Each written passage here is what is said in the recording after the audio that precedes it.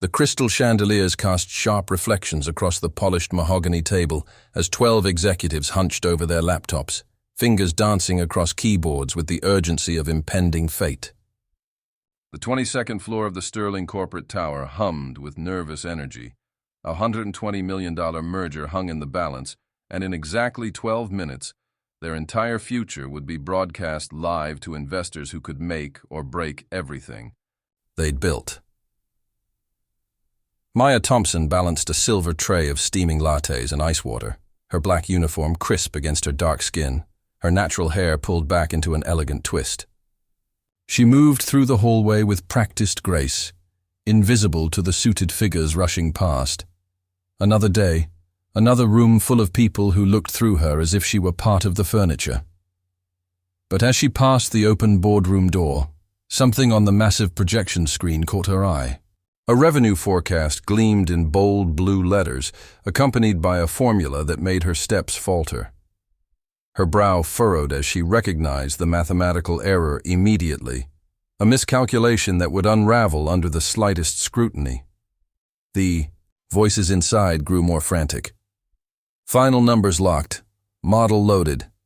Marcus, you're leading segment 3, correct? Maya hesitated at the threshold, her trained instincts warring with something deeper. The numbers were wrong. Catastrophically wrong.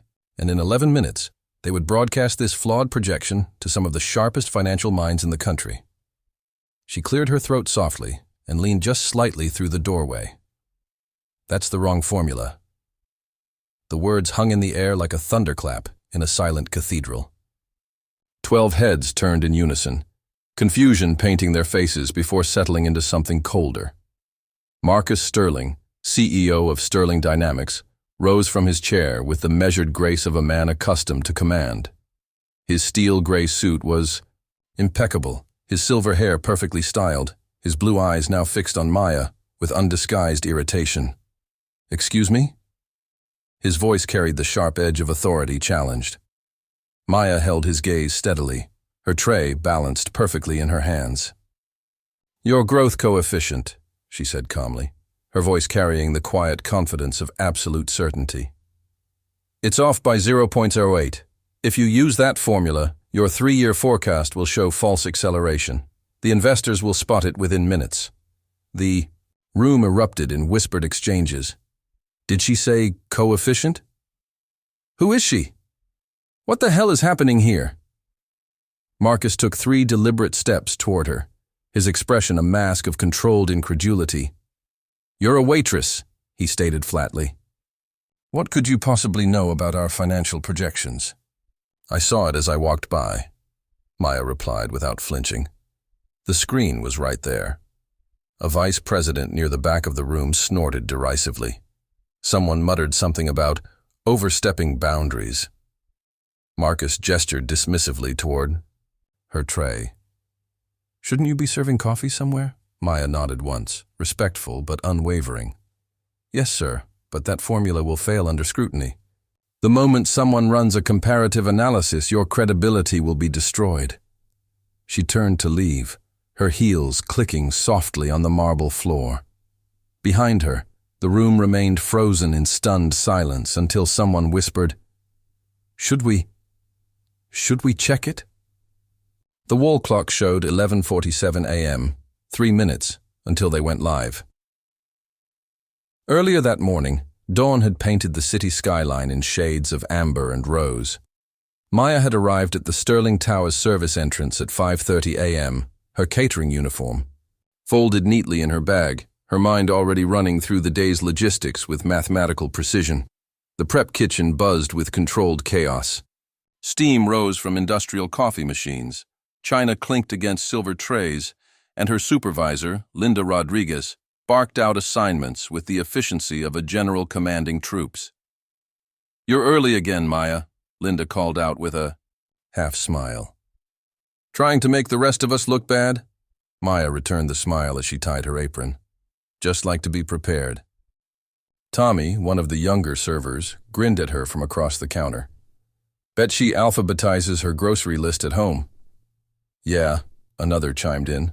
Miss Einstein here probably calculates the optimal brewing temperature for each coffee blend. The gentle teasing rolled off Maya like water. As she arranged serving trays with geometric precision, her mind wandered through mathematical landscapes, noting how the arrangement of cups followed a perfect Fibonacci sequence, how the coffee-to-cream ratios needed adjustment based on optimal flavor profiles. From a nearby conference room, fragments of corporate speak drifted through the walls. Quarterly volatility models, 97.3% confidence interval. Maya's hands stilled on the coffee pot. That confidence interval was impossible with their stated variables. She'd heard similar presentations before, always while carrying trays or refilling water glasses, always invisible.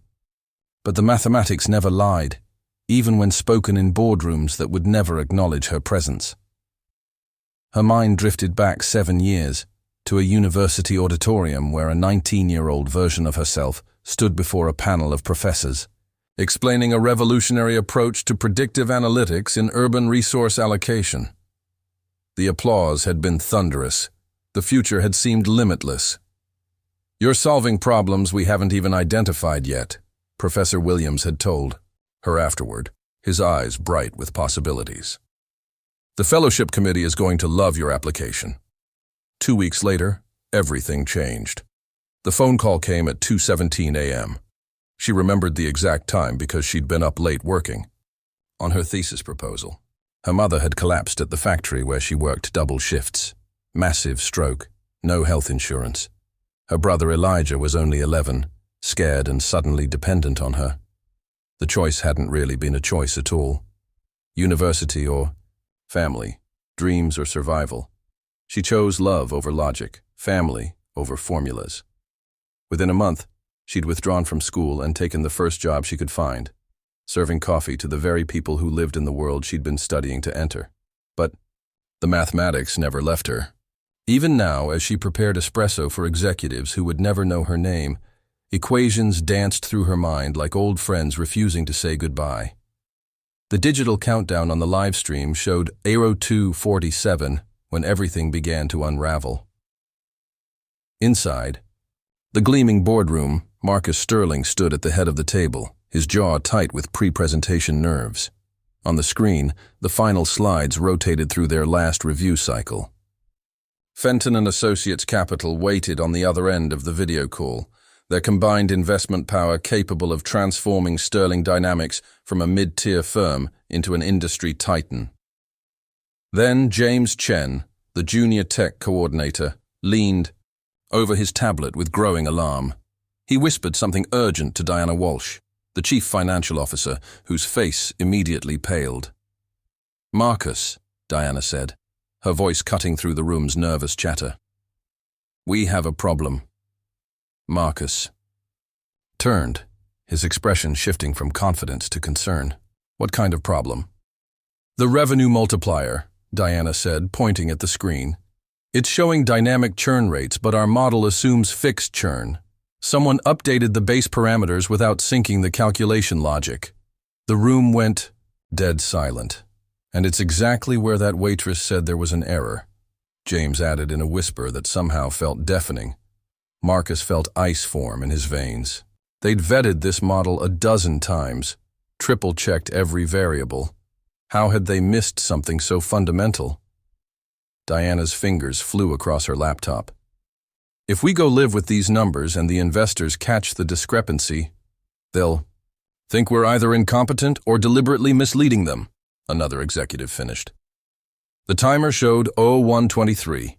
Panic rippled through the room like a shockwave. Papers rustled, chairs scraped, voices overlapped in desperate brainstorming. "Can we delay the stream?" "Not without looking weak." "Revert to the old deck?" "No time to reload everything." Marcus ran his hands through his silver hair, his carefully constructed composure cracking. Every instinct screamed at him to maintain control, to power through on sheer executive presence. But the mathematics didn't care about his authority or his track record. Numbers were truth, and their truth was broken. The timer hit 00:58. "Go live anyway," Marcus decided, his voice carrying forced confidence. "We sell the vision, not the technical details. If they question the math, we'll handle it in post-call follow-up. Diana looked horrified. Marcus, that's corporate suicide. If they catch it. So is freezing up on camera, he snapped back. 40-1.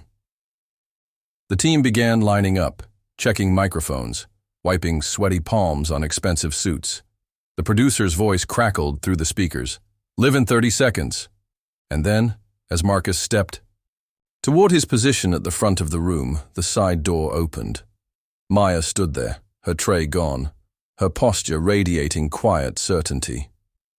Her dark eyes met Marcus's pale ones across the room. I wouldn't go on with that formula, she said softly. You're about to pitch numbers that don't exist. 26 seconds. Every head in the room turned toward her. Marcus blinked, his mind reeling between fury and desperation. I can fix it, Maya added, but you have to let me show you how. Silence stretched like a taut wire ready to snap. 18 seconds. Marcus stared at her, his entire career balanced on the edge of a decision that defied everything he'd been taught about corporate hierarchy, about credibility, about who gets to speak in rooms that matter. 15 seconds. The truth was simple. They were out of time and out of options, and she was the only person in the room who seemed to know what she was talking about. What exactly do you know about financial modeling? Marcus asked, his voice tight with skepticism and barely contained panic. Maya moved past the circle of executives toward the whiteboard that covered one wall, still marked with pre-presentation calculations. Without asking permission, she picked up a marker and began erasing specific sections of their projections. Your equation assumes fixed customer churn, she said, her voice clear and steady as her hand moved with practiced precision. That assumption worked 3 years ago, but customer behavior shifted post-pandemic. Retention patterns no longer follow linear decay curves. She rewrote 3 key variables, her movements confident and economical. Your multiplier fails because your premium customer segment no longer outperforms your mid-tier segment in terms of engagement elasticity. I built a similar model for a behavioral economics research project. Different industry, same mathematical principles. She stepped back, performed a rapid mental calculation that would have required most people a calculator in several minutes, then circled a new coefficient. 0.921. The room held its collective breath. Sarah Kim, a junior analyst near the back of the room, began typing furiously on her laptop. Hold on, she muttered. Let me run these numbers through our model. Keystrokes echoed in the silence. The spreadsheet updated. New projection curves generated in real time. Gasps erupted around the room. My God, Diana whispered, leaning over Sarah's shoulder to study the screen. She's not just right. The corrected model is actually stronger. More conservative, more defensible. Sarah nodded rapidly. And it aligns perfectly with our recent market research data. This looks intentional, professional, like we meant to use this formula all along. Robert Chen, the chief operations officer, stared at Maya with undisguised amazement. How did you see all that from just walking past? Maya stood with her hands at her sides, meeting their stares with quiet dignity. Because the mathematics was wrong. It was loud enough that I couldn't ignore it. Marcus stepped forward, his earlier irritation replaced by something approaching awe mixed with confusion. You're telling me this was pure instinct? No, Maya replied evenly. It was knowledge I gained years ago when I was studying this field. Before life took me in a different direction, someone whispered, Is she a consultant? A freelance analyst? Sarah shook her head, her voice filled with wonder. She's on the catering staff. The producer's voice crackled through the speakers again. We have a brief technical delay on the investor side, holding for 5 minutes. A gift of time. A crack in the chaos that had seemed insurmountable moments before. Maya turned toward the door, ready to return to her invisible world of coffee service and overlooked brilliance. But Marcus's voice stopped her. Wait. She turned back. Stay, he said, his voice carrying a note she'd never heard from him before. Respect. Explain this. To the investors, they need to hear the logic directly from the person who solved it. The room erupted in murmurs. Board members exchanged uncertain glances. But Diana Walsh stepped forward with decisive authority. "She saved our credibility," Diana said firmly. "The least we can do is let her own it." When the cameras went live, Marcus opened with his standard corporate introduction, polished, confident, commanding. But on the third slide, he did something unprecedented in his 20-year career. "Before we continue," he said, his voice carrying across the digital divide to investors in New York, London, and Hong Kong, "I want to introduce someone who ensured this presentation reflects mathematical accuracy, not just optimistic projections." He turned toward Maya, who stood slightly to the side, no longer invisible. "This is Maya Thompson. She's not a board member or a hired analyst. She's the person who prevented us from presenting flawed data to you today." Maya stepped forward, her heart steady despite the magnitude of the moment. She spoke for exactly 90 seconds, explaining the revised formula, the corrected customer behavior forecasting, and the mathematical logic behind each adjustment. Her voice was clear and authoritative, neither apologetic nor boastful, simply the sound of someone who understood truth and wasn't afraid to speak it. When she finished, the virtual room fell silent. 10 seconds passed. Then 20. Finally, the lead investor from Fenton and Associates spoke. "The correction shows sophisticated understanding of behavioral economics. We approve the merger fully." Applause erupted throughout the boardroom. 20 minutes of held breath, released in a collective exhale that sounded like liberation itself. Marcus turned to Maya as the celebration continued around them. "You saved this company," he said quietly. Maya shook her head with a slight smile. "I just told the truth. The mathematics did the rest." That evening, Sarah Kim sat in her apartment with her laptop open, curiosity driving her to learn more about the woman who had rewritten their company's future in under 5 minutes. She typed Maya Thompson into the search bar, adding keywords like mathematics, behavioral modeling, and university. The results were immediate and stunning. "Mathematical prodigy Maya Thompson wins National Modeling Championship at 19, read the first headline, dated 7 years earlier. The accompanying photo showed a younger Maya, her smile radiant and unguarded, standing beside a whiteboard covered in complex equations. Behind her, a panel of judges applauded. The article detailed her achievements: perfect scores on advanced placement exams, a full scholarship to a prestigious data science program, groundbreaking research in dynamic systems theory. Professors called her a once-in-a-generation talent and the future of predictive analytics. And then, abruptly, the trail went cold. No graduate program, no published papers, no academic career. After her 19th year, Maya Thompson had simply vanished from the world that had once celebrated her brilliance. Sarah stared at the screen, pieces of a puzzle clicking into place. Somewhere between promise and reality, between potential and survival, Maya had made a choice that cost the academic world one of its brightest minds. But today, that hidden brilliance had saved them all. 2 weeks later, Maya stood on the stage of the Sterling Innovation Center, addressing an audience of industry leaders, journalists, and young women of color who had driven from across the region to hear her speak. The venue was packed beyond capacity, with overflow crowds watching via live stream. She wore a tailored navy blazer and cream-colored blouse, her hair styled in elegant waves that framed her face. But it was her eyes that commanded attention, clear, confident, and carrying the quiet power of someone who had finally stepped into the light. "When I was 19, she began, her voice carrying clearly through the auditorium, "I won a national championship for developing predictive models in volatile market conditions. It was supposed to be the beginning of something extraordinary." A pause. The room was completely silent. But life rerouted me. Family circumstances required me to make A choice between my dreams and the people I loved most. I chose love, and I don't regret that choice. Her voice grew stronger. What I regret is that we live in a world where choosing family over career means disappearing entirely, where brilliance gets overlooked because it's wearing the wrong uniform or carrying a serving tray instead of a briefcase.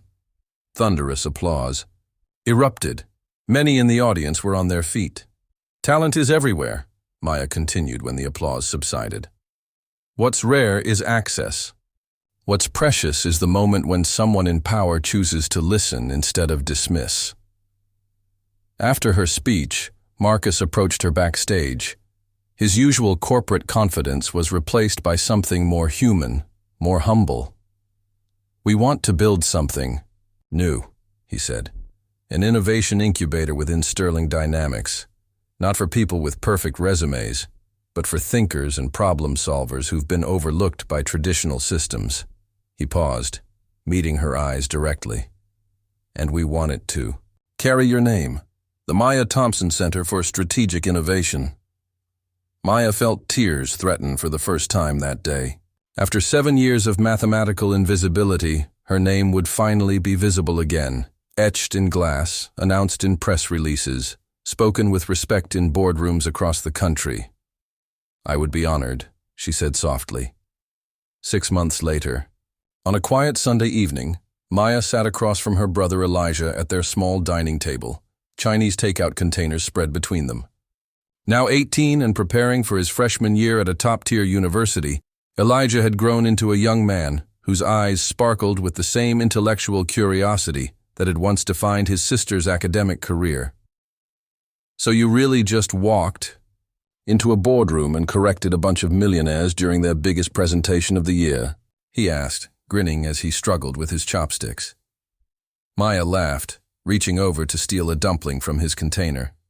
"Eat your food." On the small television mounted in their kitchen, a business news program played softly in the background. The anchor's voice drifted over. Corporate strategist Maya Thompson, who rose from service industry work to leading one of the most innovative think tanks in financial technology, was named to Forbes' 30 Under 30 list this week. Elijah pointed at the screen with his chopstick. "That's my sister." Maya reached for the remote and clicked off the television, shaking her head with an embarrassed smile. Let's not make it weird, but later that evening, as she helped Elijah review his calculus homework, she caught her reflection in their apartment window.